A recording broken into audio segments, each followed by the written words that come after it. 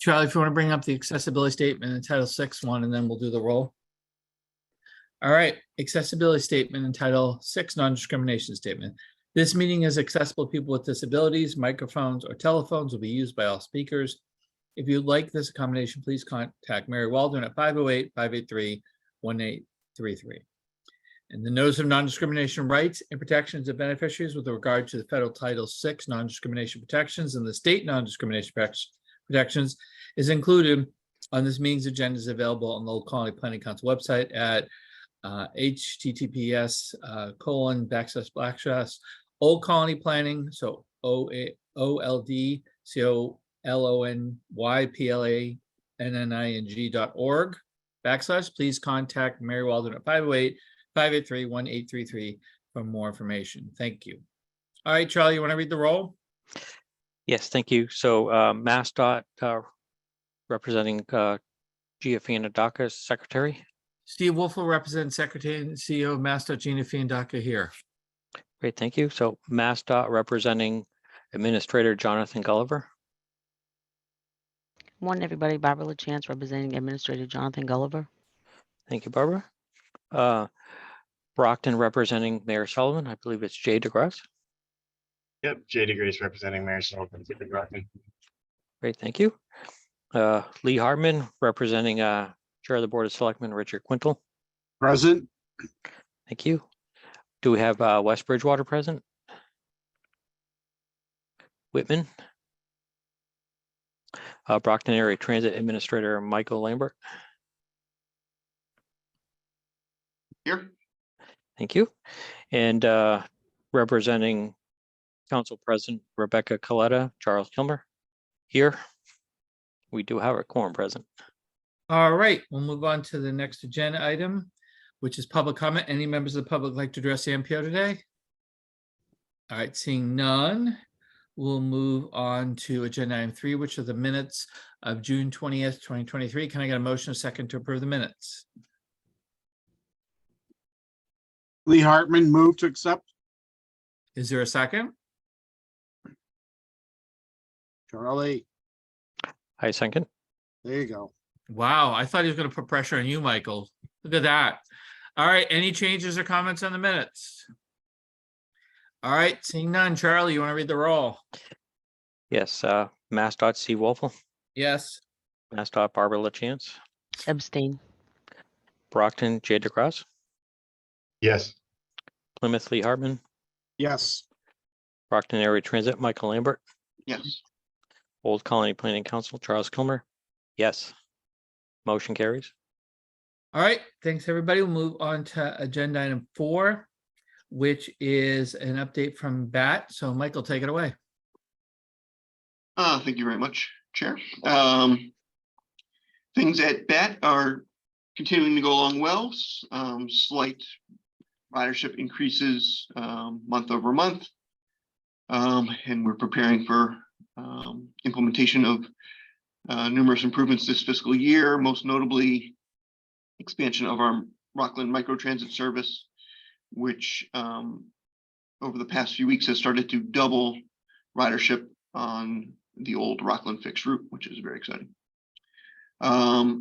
Upcoming in this meeting, we'll be discussing a couple routine items, which Charlie can help fill in details on.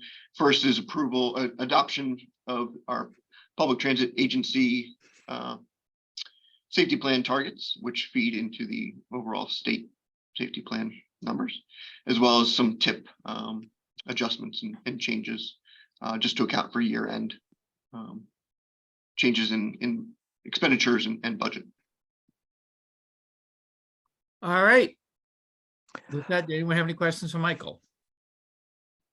I would offer that within the staff report, we do have the PSEP targets and safety plan. If the MPO would be willing to take this up under this item.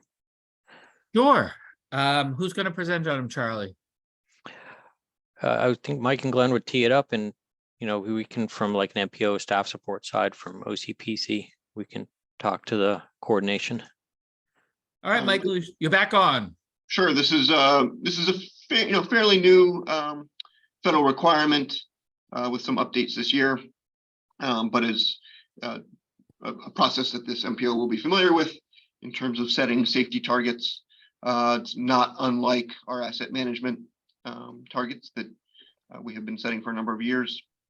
And it's significant in that it shows the federal increased attention and analysis of safety performance in transportation agencies across the country. And it's a good annual process for us to go through in terms of working with our both our frontline staff and management in order to develop these targets. And as Charlie can speak to, it feeds every agency does this, and then we also help feed into the overall state's safety plan. All right, Charlie? Yeah, just to dovetail on Administrator Lambert's comments.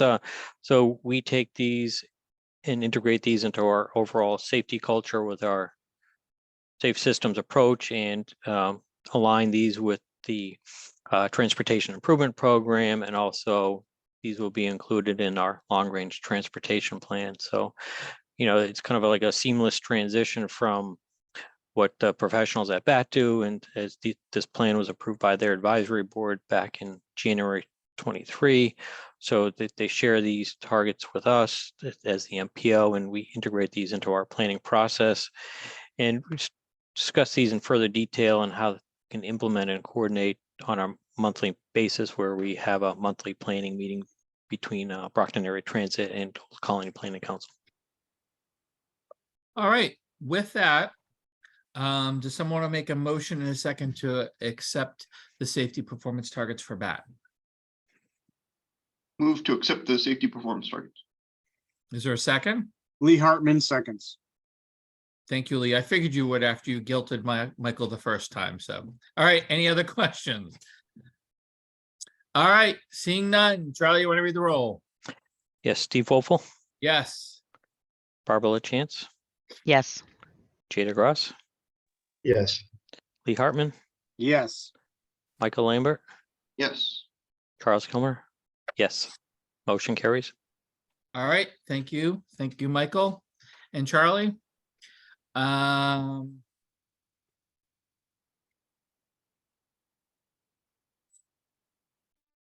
This is just the document. We're getting to the next slide, right? Is that what's Yes. happening, Charlie? Yep. Okay. I'm like, did I mess something up big time? Because I see a lot of stuff. I'm like, what is that? Anyways, all right. So we're moving on to the next report out, which is agenda item 5 from GATRA. Is it either Mary Ellen or Stacy here? Mary Ellen's here. Hi, Hey, Steve. Mary Ellen. How you doing? Good. So GATRA is getting ready to start quarterly public meetings so that we can communicate and get feedback from all of our communities and the riders. With 29 communities, this is a fairly large task for us to pull off.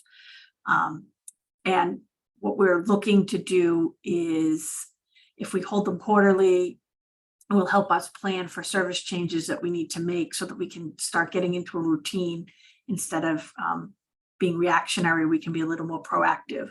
So we'll be starting this process at the end of July, and we will be working with various service providers and our councils on aging to kind of spread the word on this. We're also almost completely implemented now our automated vehicle location program. So we're working out the kinks of a new program right now and hoping that by September it will be fully functional. And that's the report from GATRA. All right. Any questions, Mary Ellen? All right. Seeing none. Thanks, Mary Ellen. All right. The next agenda item is agenda item 6, which is on federal certification. And I believe I'm handing it over to Cassie and Leah, correct? Yeah, I'll go ahead and Hey, Leah. get started here. Thank you. So I'm Leah Sermon. I'm with the Federal Transit Administration, and I'm here with my colleagues from Federal Highways, Dr. Barber, and Estimator as well. So we're going to talk to you briefly about what we're doing as part of the certification review, and then looking for some input from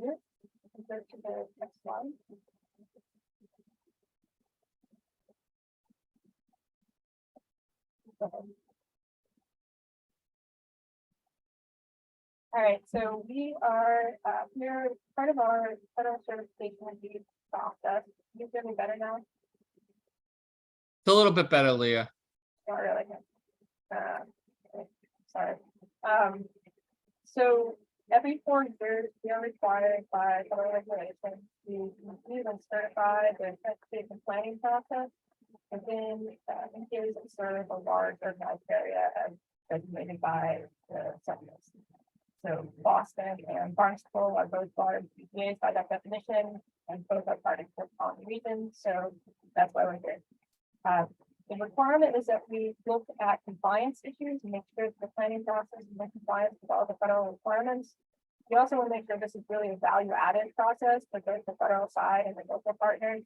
So we're looking for any best practices that the region might have that we can share with other regions or any areas that we might be able to offer some recommendations, further improvements to things that are already going well and are in compliance within the county, and areas that we can bring some technical assistance or other support. The last certification for Colony was completed about 3.5 years ago in 2020. So we're here again. Next slide, please. So as part of our review, we spend a lot of time looking at the documents that the MPO produces. We meet with all the staff at different agencies. We spent a lot of time in conversation. We spent a full day last week with CCDOT, NASDOT. But it's really important for our evaluation that we also get input from the public and other stakeholders and participants in this process. So some of the things that you all might be seeing that you can help weigh in and inform us as we're making our determination. How available are the planning documents? How many other kinds of opportunities are there to participate in the planning process? And when folks are participating or reviewing documents, how is any input that's provided considered it within the decision-making process? Other areas that folks often provide us more insight on is how is technical assistance provided by the MPO and their planning partners? How is the project selection process working? So we're taking any input that we receive today, and we're also open to receiving input by email or postal mail up until next Friday, the 28th. And we will consider this all as we're making our determination for certification, as well as we're looking at any recommendations that we can make and commendations and best practices that we can be sharing. And it all goes together in a final report that will be produced. Right? So our target is to have that final report done within 90 days. And by regulation, we have 3 different options. We can either fully certify the planning process if we find no areas of compliance issues. We can certify it subject to corrective actions. There's one or a few areas where there's compliance issues that allows us to say specifically what the issue is, what steps need to be taken, and the timeline by which the steps will be taken in order to resolve the issue. And it's not uncommon to have corrective actions, and it's not a bad thing. It's a great opportunity to make sure we're doing everything that we ought to be doing between all of our partners. And the final option is not certified. That would be the extremely unlikely. I think with the next slide, I'll turn it over to Joshua. Thank you a bunch, Leah. Joshua Barber here with Federal Highway. A little bit of background about the Metropolitan transportation planning process. You all are, I'm sure, very familiar with this, but the general expectation is that the planning process is carried out with a 3C approach. That is, planning and programming documents are developed through a continuing cooperative and comprehensive process. The decisions are made, projects are planned, selected, and prioritized for implementation within the region within this framework. Next slide, please. As you all know, the transportation planning process is, decides how federal dollars are allocated within your region, and there's limited funding for the region. And so, you all are out here prioritizing regional needs, determining, the best solutions that meet public goals, objectives, as well as public needs, and really helps to, advance y'all's vision for the region's future as well. Next slide, please. And the general expectation for who is involved is, of course, the Planning Council, MassDOT, BAT, GATRA, all of the local elected officials, the local jurisdictions, in cooperation with the federal agencies, as well as other stakeholders, and of course, the public as well needs to be included as part of the transportation planning process. Next slide.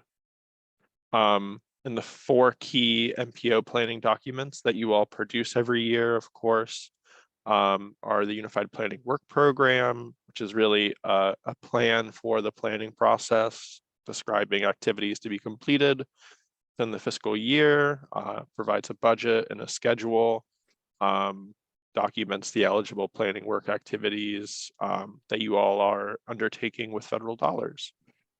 There's, of course, the public participation plan, which outlines your process for engaging with the public, how you all are going to create opportunities for public involvement and consultation, describes outreach to environmental justice groups and neighborhoods, as well as other individuals who are typically underserved or may not be reached through traditional planning processes. The LRTP, of course, which is a minimum of a 20-year document that describes the region's needs, priorities, vision, goals. And it's a requirement that the TIP, references and includes projects or programs that are listed in the LRTP. And then, of course, the Transportation Improvement Program, which is a minimum of a 4-year, 5-year document that describes all federally funded projects upcoming, and of course has to be fiscally constrained, identify funding categories, and demonstrate projects that are going to be implemented and with what revenues they will be funded with. Next slide, please. So that's the high level overview of why we're here, why you're here, what the Metropolitan planning process looks like, partners that need to be involved in key documents. So really we're interested in hearing from you, either now or via written comment on the transportation planning process in Old Colony. Next slide, please. So some opportunities to tell us challenges in the planning process, successes, how well it's worked, if you feel there have been adequate opportunities to participate, be heard, what the equity of the decision-making process look like is, is everyone receiving equal benefits and burdens, or an equitable distribution of benefits of burdens of the transportation planning projects that you have identified. And any other information you all think would be helpful for our federal review. Next slide, please. You can submit comments either to myself or Cassie or Leah at FTA, and we've provided our contacts here. And I will turn it back to the chair to open it up for comments and public input as well. All right. Thank you, Leah, and thank you, Joshua. Anyone want to provide comments today? All right, Mark? Mark Tisdale? Yep. Okay, thanks. Hey, no, I'd just like to give a shout out to OCPC. Honestly, they're a great organization. I really can't do my job without their support. We've gotten 5 or 6 projects on the tip in the last year, really solely due to them running the show on this. When we go to town meeting for design articles, things of that nature, if we go through and we vetted it through OCPC and we just mention their name, even through our town manager and the select board, it just gives like trust, surety that the project's going to happen when we say we got OCPC involved, and we've already built a track record. Their communication's key.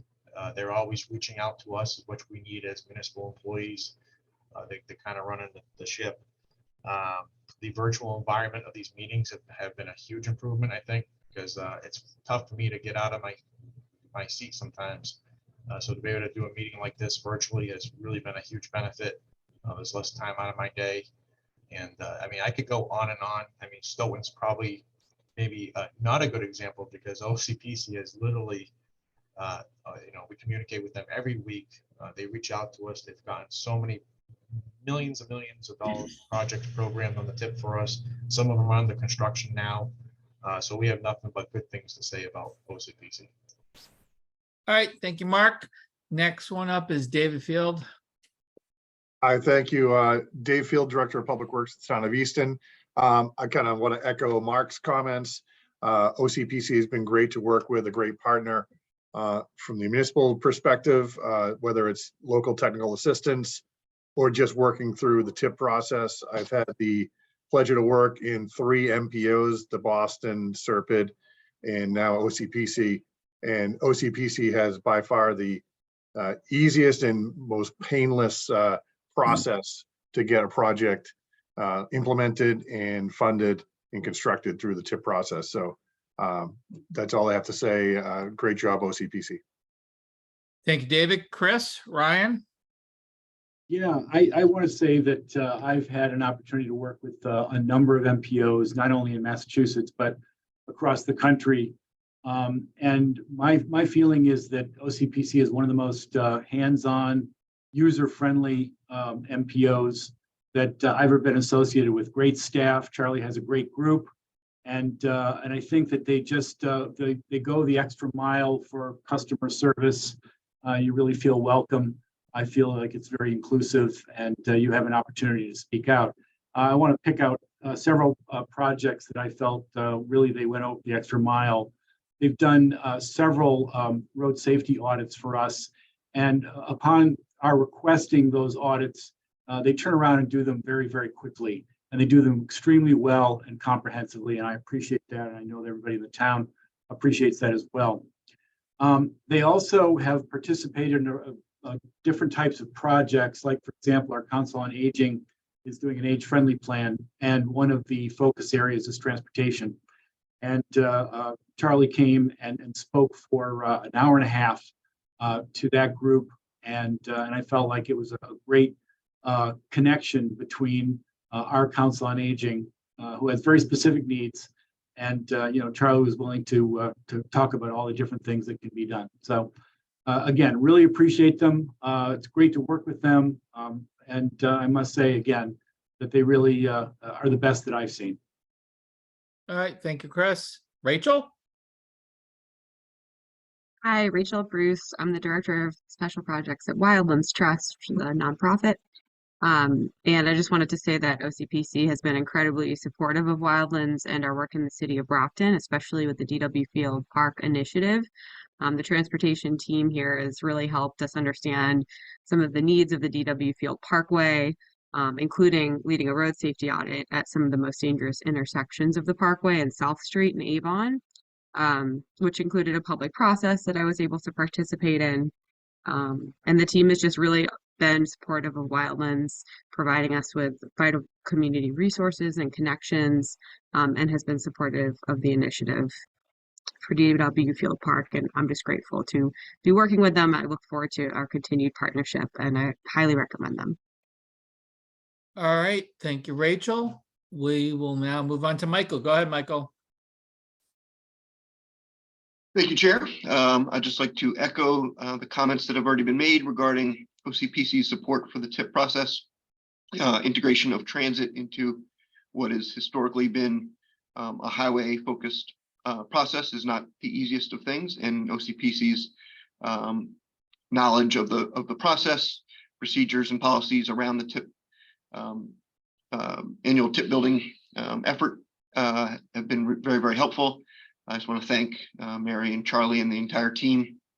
And then on top of that, OCPC very much serves as the planning arm of Brockton Area Transit, whether it's producing maps to help make our ADA service area clear to customers, or completing a study on a potential connection to Taunton, or assisting us on our recent successful application for $10 million to help support our electrification process. OCPC is an integral part of that in our effort to serve customers of the region very well. So thank you very much. Thank you, Michael. Charlie? Seelig, sorry, I forgot we have two Charlies. Charlie Seelig. Hi, I'm Charlie Seelig. I'm the town administrator in East Bridgewater, but since 20, I also had been before that the town administrator over in Halifax, another OCPC community. In both communities, OCPC plays a outsized role in terms of helping our towns with transportation issues and projects, in that neither of these communities have planning staff, engineering staff of any type. And so without them, a number of projects just would never get off the ground. They've been instrumental on everything from assisting the towns with pedestrian crosswalk projects to the major Route 18 review. Route 18 is our major commercial thoroughfare here in East Bridgewater, also a major source of our traffic. And we need that review in order to make improvements both for our residents, but also for our businesses here in East Bridgewater. They continue to assist us on a number of other types of projects here. Some of the minor stuff, all from traffic counts, but all the way up to taking a look at heavy commercial exclusions, everything in between. We've been very happy with them. Their staff has been very welcoming and very good to work with. And it's been a pleasure, and look forward to continue to do so in the future. All right, thank you, Charlie. Valerie? Hi, thank you. I've been working with Old Colony Planning Council for upwards of 20 years in my capacity as town planner in Plymouth and in Duxbury and now in Kingston. And I just want to echo not only the support and the professionalism of Old Colony Planning Council, but also their ability to connect with local residents when issues come up, and their sensitivity when there are complex or conflicting, or even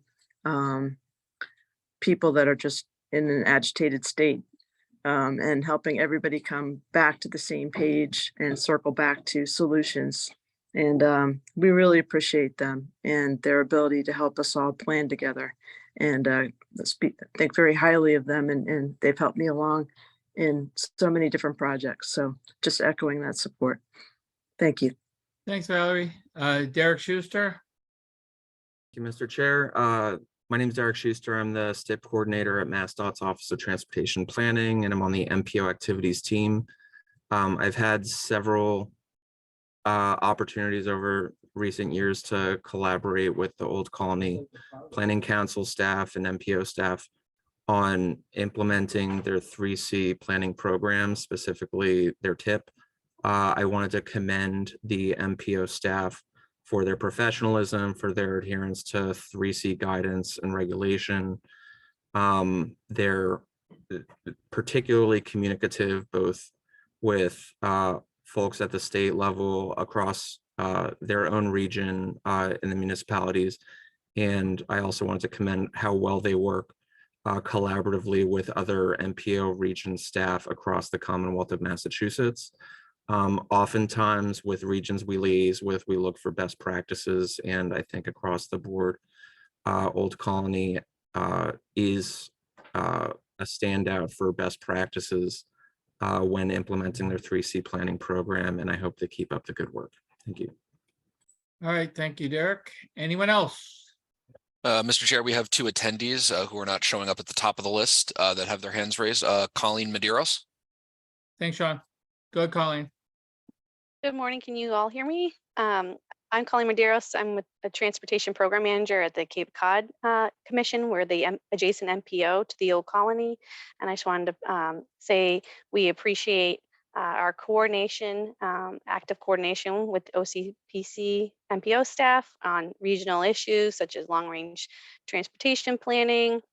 We have adjacent regional issues such as the Cape Cod Canal Bridges Program, Safe Streets for All, and regional bike connections that we'll need to be coordinating. And we appreciate the opportunities always for collaboration. And just wanted to commend Charlie Kilmer and all of the MPO staff for all of their efforts They're an exemplary organization of talented team of professionals, and they are involved in a lot of statewide initiatives as well. So they're actively involved in transportation managers groups and other organization and planning opportunities such as data users groups. So we appreciate the active collaboration and coordination between our agencies.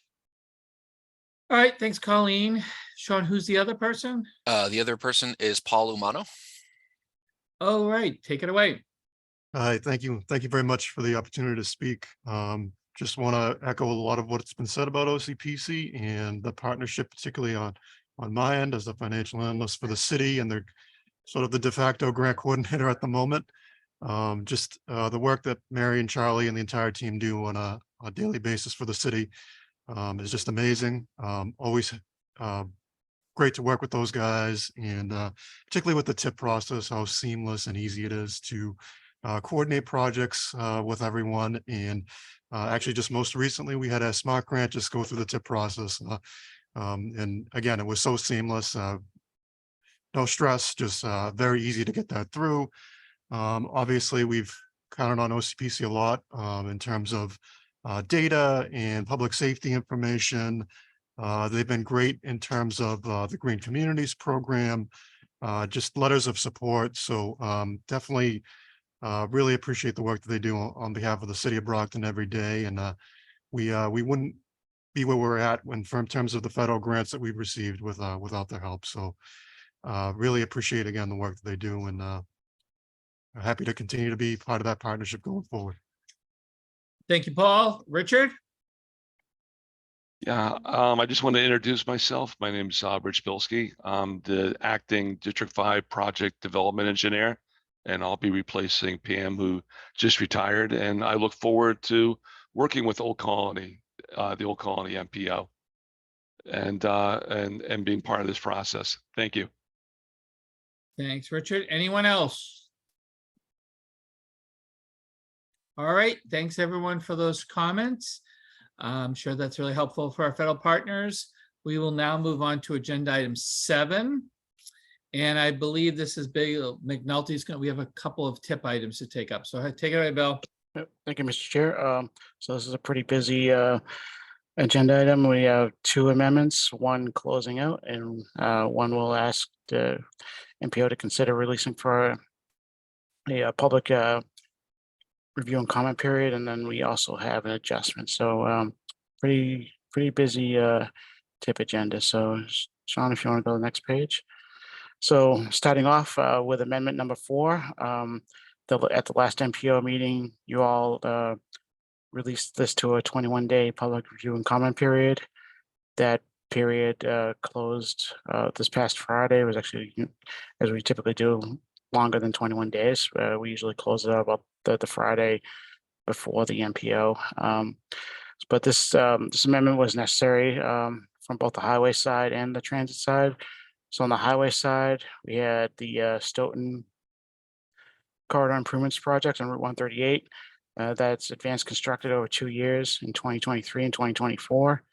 The project was truncated in geographic scope, which reduced the overall project cost. So you can see on your screen how that project total project cost decreased. So, and the decrease is substantial enough that it did trigger a need for an amendment. And you'll see on the next page that also affects 2024, but also in 2023, in Brockton area transit, the region, I should say, was the recipient of several Section 5310 grants, or the Community Transit Grant Program. So that allows Brockton area transit and Brockton area ARC to purchase new equipment, new vehicles. And since those use funds that has to be programmed into the tip, and this is just an addition of money.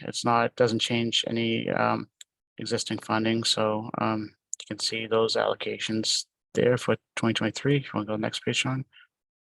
and continuing. You said the two recipients in 2023 with the 5310 grants were Brockton Area Transit and the Brockton Area Arc.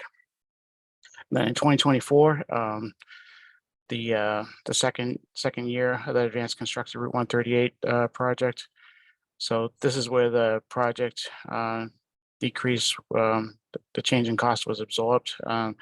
The year one, 2023 remained the same, and then the year two value was decreased. So that does open up some gap in 2024. And should note, spoiler alert, so in October we'll need another amendment to amend the already endorsed 2024 to 2028 tip. So this project will have to be amended in that, but one step at a time. So this is this one. And then we had those awards in 2024 as well. So you can see the Brockton Area Arc there, and Brockton Area Transit. For public comments, we did not have a JTC meeting this past month. They took the summer off, but the amendment was emailed to JTC members, and they had an opportunity to review. We did present it to our board of directors at their June meeting, and it was the board voted to approve this amendment. That was our one public comment that we received. So this is an action item, so I would ask the MPO to consider endorsing this amendment. All right, can I get a motion, a second to endorse this amendment? Then I'll open up to any questions. Lee Hartman, I'll move. Is there a second? Second. All right, any questions for Bill? All right, Charlie, you want to read the roll? Steve Wolfle, Yes. Barbara LaChance, Yes. Jay DeGrasse, Yes. Lee Hartman, Yes. Mike Lambert, Yes. Charles Kilmer. Yes, motion carries. All right. Thank you. So we also have another one to consider to put out, correct, Bill? So you want to take it up? Correct. Yes, thank you. So amendment number 5, which we're asking for your consideration to release to a 21-day public review and comment period today. This moves a project from federal fiscal year 2023 to 2024. So you can see on your screen there, this is for the purchase of miscellaneous power equipment, and the amount of $400,000. And this is just moving the project from federal fiscal year 2023 to 2024. I don't know if the representatives from BAT had any more to say on this. It's fairly straightforward, but. All right, Michael, do you want anything, or Glenn? Nothing for me, Glenn. Any additional information? Nope, thank you. All right, can I get a motion, second to put it up for public comment? Motion. Lee Hartman, I'll make the motion. Second, Charles Kilmer. All right, any questions? Seeing none, Charlie, you want to read the roll? Steve Wolfle, Yes. Barbara LaChance, Yes. Jay DeGrasse, Yes. Lee Hartman, Yes. Michael Lambert. Yeah. Charles Kilmer. Yes, motion carries. All right, we have one more tip item, which is an adjustment, correct? Oh, yeah. On the bike plan, I just was reading something else. Do we have Oh, I guess Colleen was trying to get you involved in her stuff, Charlie, evidently, down the Cape. But anyways, all right, so Bill, this is the adjustment. You want to take it away? Correct. Yes. So this is an adjustment. So this does not require a public review and comment period, but this is a reallocation of funds between similar projects in federal fiscal year 2023. So starting off, you can see the first two projects there.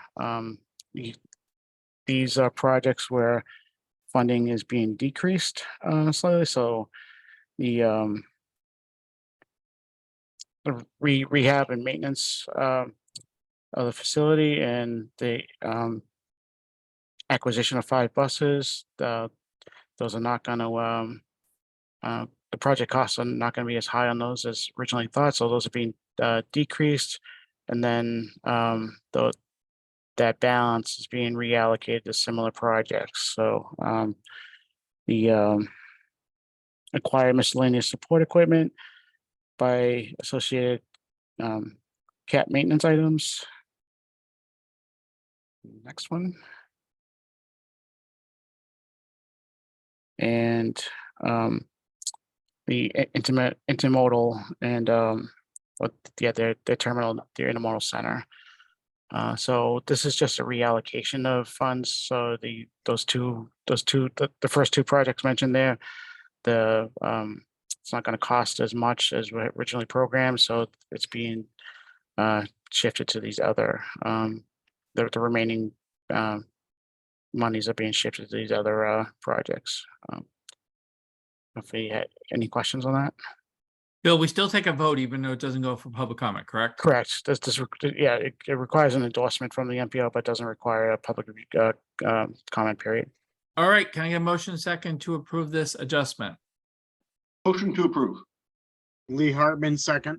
Any questions for Bill? Seeing none, Charlie, you want to read the roll? Steve Wolfle, Yes. Barbara LaChance, Yes. Jada Gross, Yes. Lee Hartman, Yes. Michael Lambert, Yes. and Charles Kilmer. Yes. Motion carries, Chair. Thank All you. right. Thank you, Bill. We'll move on to agenda item 8, which is, I believe, a presentation on the Massachusetts Vehicle Census from Liz Williams from OTP. Take it away, Liz. Thank you, Mr. Chairman Wolfle. Can you hear me okay? Yeah, we can hear you. Great. Awesome. Thank you so much. My name is Liz Williams. I'm the Director of Data and Policy in the Office of Transportation Planning. I'm also joined by my colleague, Michael Melencio of the Office of Performance Management and Innovation. And we're here today to talk about the Massachusetts Vehicle Census. And we're really excited about this new resource that we're offering. We believe that the Massachusetts Vehicle Census is basically a first in the nation data set that sets us up to answer questions, and you up really to answer questions and conduct analysis that hasn't really been possible before, and we're pretty sure isn't possible anywhere else. So as you all know, we're the only state in the nation that collects odometer reading at time of inspection. So in a way that's regular and in a way that's verifiable. And so with that data, we've built a resource that basically joins together what we know about how much our cars are being driven with information about those vehicles themselves. And so we can answer questions like basically how many vehicles are registered in my city or town, how many of those vehicles are electric, how many were added over the course of the past year, and what is the difference with respect to how much those vehicles are being used and being driven. So with this data, we're better equipped to respond to pressing policy initiatives facing our agency and many of yours, like needs assessment around electric vehicle infrastructure and the siting of electric vehicle charging stations. We've released this data to our partners at EEA, who manage the Municipal Green Communities Program that many of you might work with, and track the composition of municipal vehicle fleets, as well as support the Commonwealth's efforts to transition to electric vehicles for school transportation, for example. So, I don't want to spend too much time sort of talking about what the dashboard is and what it can do, because we have Michael here who's going to be able to do a walkthrough and sort of show you exactly what we've put together. So I want to make sure that Michael has the ability to share his screen and can sort of do a live demo and show off some of the data that we've put together. We can pull Old Colony out too and look at that specifically. Michael? Yes. Hi, everybody. Can you all see my screen? Yes. Thank you. So as Liz said, this is the Massachusetts Vehicle Census dashboard, and this is the landing page. And all of our vehicle census was essentially built off of 3 data sets. One is The Registry of Motor Vehicles active vehicle registrations, where we basically take the commence date and seize date of when a vehicle was actively registered.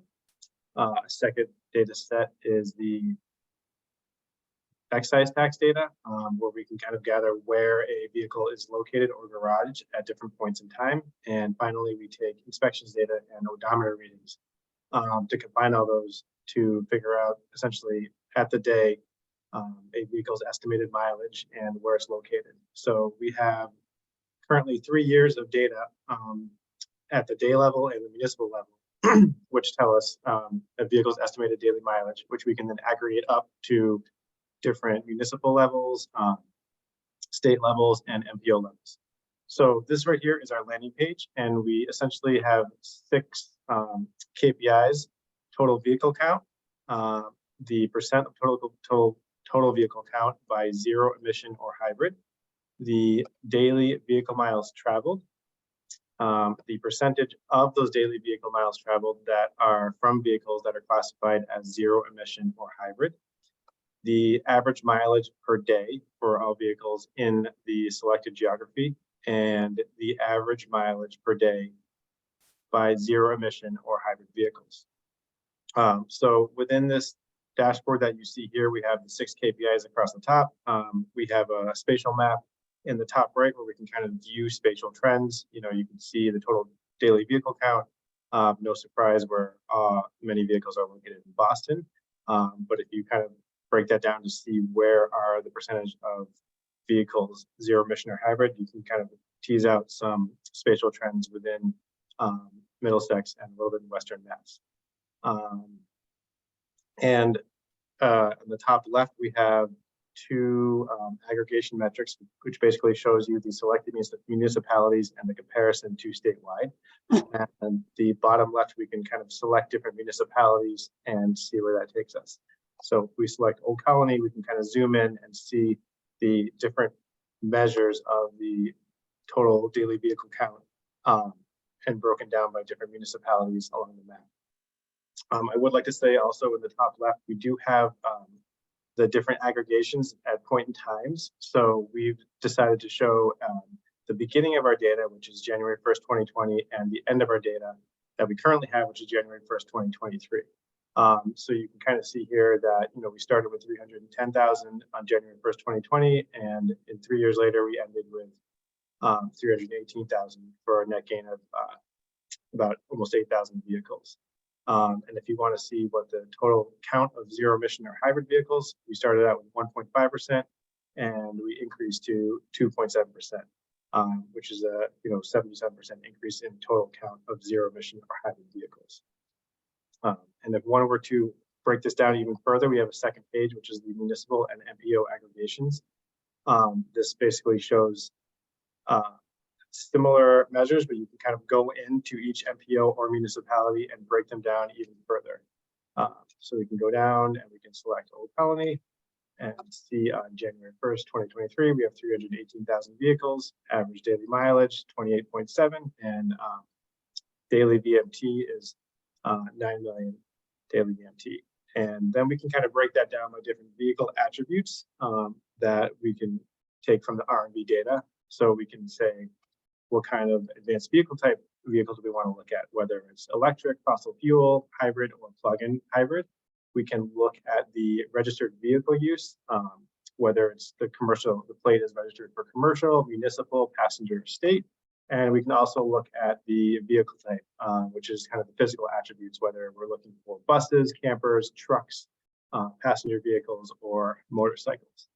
And then we can look here and see in our different dashboard charts kind of the breakdown of the vehicle counts by vehicle type. Notably, most are fossil fuel. And we can kind of break down our average mileage per day by advanced vehicle type or vehicle type and compare that to statewide. We also have 2 other pages, which are the vehicle registrations detail. So this basically is how are the vehicle counts broken down with a matrix for passenger vehicle type versus commercial, municipal, and state. And we can see how the vehicle counts on the day for January 1st, 2023 are broken down by different fuel classes, whether it's a fossil fuel, hybrid, or zero emission compared to commercial fossil fuel, commercial hybrid, or zero emission.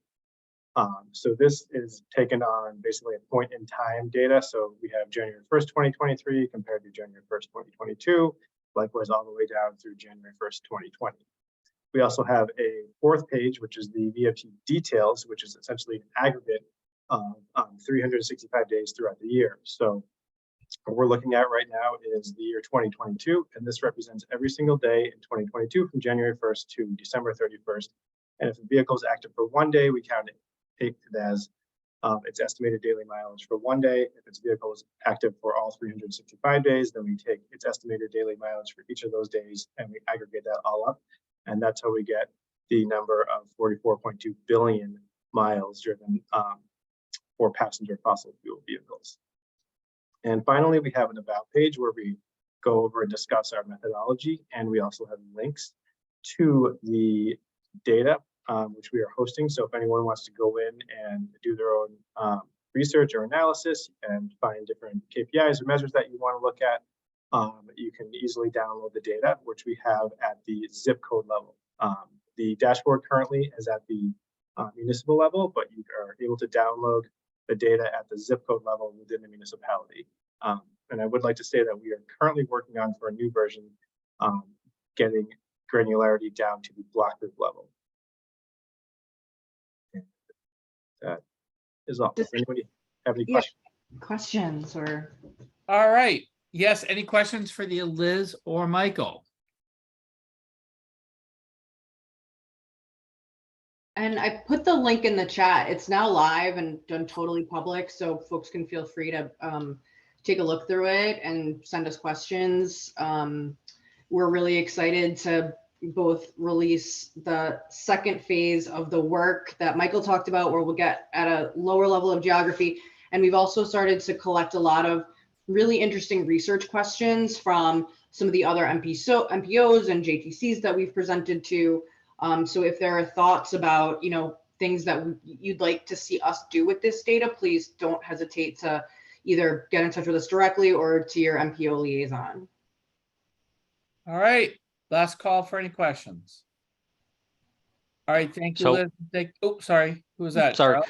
Yep. So with regard to like the Global Warming Solutions Act, are you going to be able to come up with some type of greenhouse gas net change over time as folks change their driving behavior or change their vehicle type? That's a really great question, and one we'll add to the list, Charlie. Yeah, obviously VMT is important when we're talking about that GHG modeling, and so being able to have actual VMT data, vehicle level VMT data, gives us kind of a nice super reliable data set. We don't have to model any of that. So I think that's something that, yeah, one of our first applications is to do some sort of environmental sustainability modeling. Great. All right. Thank you. Thank you, Liz, and thank you, Michael. We'll move on to agenda item 9, which is an update on the long-range plan from Bill. Go ahead, Bill. Thank you, Mr. Chair. So yeah, as you all know, we're wrapping up the development of the this latest update of the long-range transportation plan. And so today I'll talk a little bit about the financial forecast. Sorry. Sorry. The financial forecast through 2044 and which is the 20-year horizon of this plan, as well as recommended projects that are coming out of this plan. So as you know, the plan is required to be fiscally constrained, and so table 1 here shows the expected funding by category available coming into this region over the next 20 years.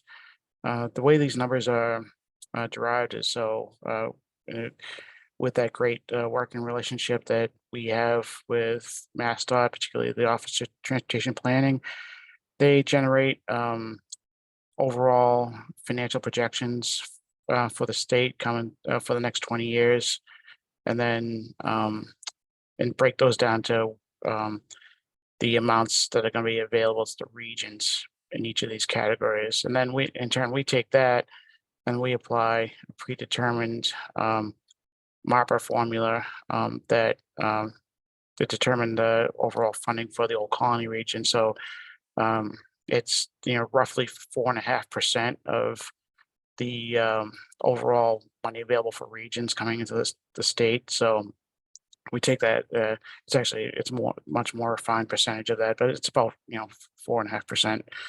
And so we come up with these funding targets in 5-year increments. And then that last standalone year obviously doesn't fit in perfectly. So we have 2044, which kind of just stands by itself there. But in 5-year planning windows over the next over the horizon of this plan. So you can see on the table 1 there, decent amount of money coming into the region. The bipartisan infrastructure law did substantially increase funds, and so we're grateful for that. And so the next couple tables, I'll talk about how we are programming those funds. So for the purposes of long-range transportation plan, we really only look at the in terms of actual projects, we only really kind of look at the next 10 years. It becomes really difficult to kind of identify projects beyond 10 years. In very big picture, you probably could estimate it, but so table 2. So the first 5 years is pretty easy. That's the endorsed federal fiscal year 2024 to 2028 tip. So you can see on your screen there the projects that we have identified in that tip. So these are these have been programmed and endorsed. So it's not, I mean, I was about to say set in stone. It's not always. The tip is fluid and changes each year, but as of right now, this is set for the next 5 years. So I'll go to the next page, Sean, and that's just a continuation of that. And you can see the bottom 2 lines there. We're pretty much programmed out for that current tip. Next page. So table 3. So this is when we start to look at unprogrammed projects that seem viable in that next planning planning 5-year horizon. So just quickly go through them. You can see so Brockton intersection improvements at Crescent Street at Massasoit Boulevard. So this was a project that had been programmed on the tip. It had been deprogrammed due to a lack of movement on that project, but recognizing that it continues to be an important project for the city and for the college, we do anticipate that this at some point would return to the tip, and so it's included for now in that 2029 to 2033 window. And any of these projects could honestly, they could go ahead of 2029, depending if they start to move again. Like I said, the tip is fluid. But Brockton, Forest Avenue, corridor improvements, Duxbury, intersection improvements at Route 53 at Franklin Street, and East Bridgewater, intersection improvements at Route 18 at West Street and East Street. Also in East Bridgewater, intersection improvements at Route 18 Highland Street. In Easton, surfacing and related work on Route 138. Also in Easton, intersection improvements at Route 138 at Turnpike Street and Purchase Street. And in Plymouth, intersection improvements at Route 38 at Herring Pond Road and Route 38 at Hedges Pond Road. You can see at the bottom of your screen there that leaves us about 30 million or so, at least based on current funding, current project cost estimates in that 5-year window. Because that's about a cushion about $30 million. Seems like a lot of money, but I think most people in this meeting know it's not. That can easily be eaten up.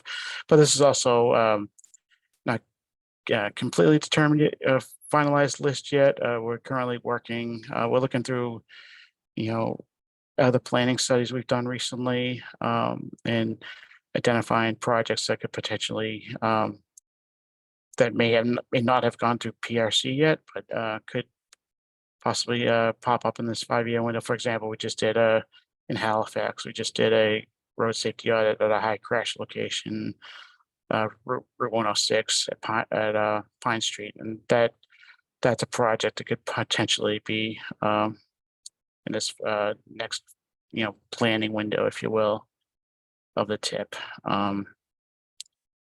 So, and if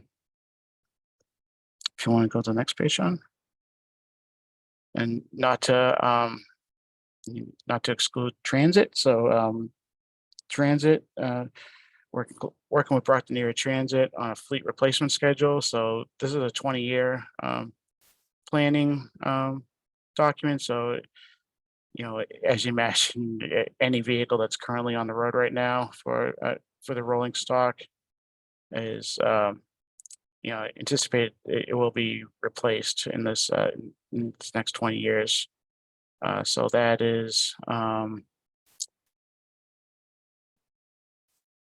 can see 80 fixed route buses, 128 demand response vehicles, and 54 council on aging vehicles for the region. And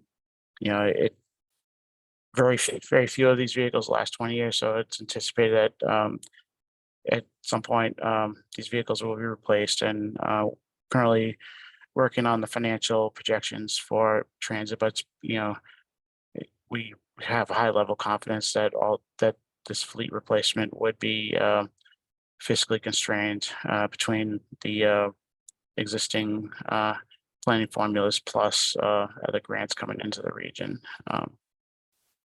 So that's my update for right now for the LRTP. I don't know if anyone had any questions. All right, anyone have any questions for Bill? All right, seeing none, thank you, Bill. Thank you. Let's move on to the next agenda items, which are administrative matters. Charlie, you want to take it away? Yes, thank you, Chair. So we have just a quick couple of items just for the attendees' information. Note that the combined notice of funding opportunity has come out for the Reconnecting Communities and Neighborhood Access and Equity Program. We teed this up at your last MPO meeting, but since that time, the NOVO has been released. Next slide. And as discussed last time, these are some of the hallmarks of the program. So the deadline is September 28th for submitting an application. Next slide. Next slide. And please save the date, the 2023 Moving Together Conference. It's being held October 4th in a new location. It's the Sheraton Boston Hotel. And you can register online, and there's the link in the staff report.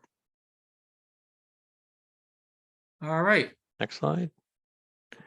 And then date and time of next MPO meeting. As you all know, it's a busy MPO season, and one of the upcoming things is the review and release of the long-range transportation plan to a public review and comment period. We anticipate that happening at the August 15th meeting. And our colleague Sean Bailey is working on the coordinated public transit plan, HST plan, and that should be an MPO action item later this summer as well. So we respectfully ask the MPO signatories to save these dates and times for upcoming meetings. All right, as Charlie said, just to reiterate, this is a busy time of year. We still have to get the regional transportation plan done, so try to make sure you can make these meetings so we have a quorum, at least, especially August 15th.